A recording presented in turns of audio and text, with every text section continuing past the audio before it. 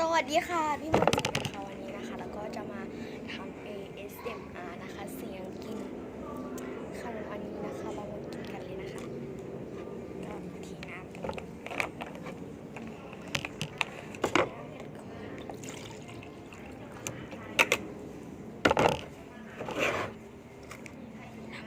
ASMR กันเลย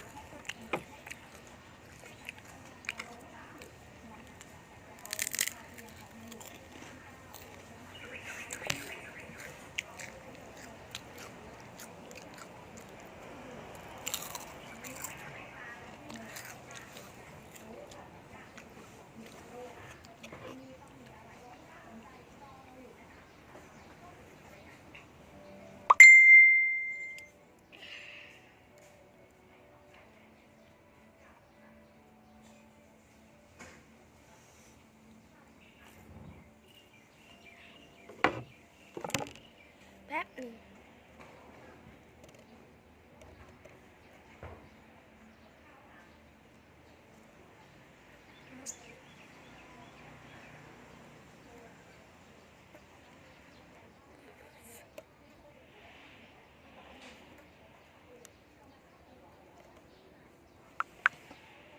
โอเคแป๊บ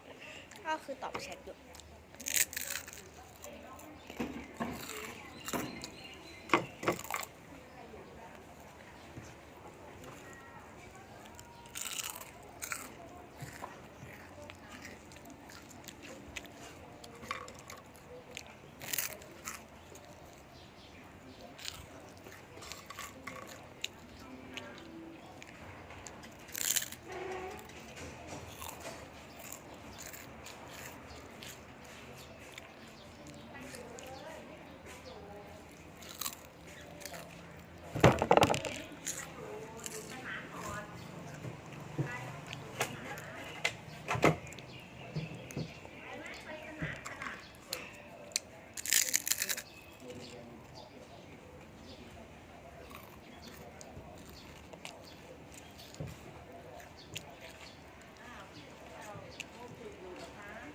ค่ะ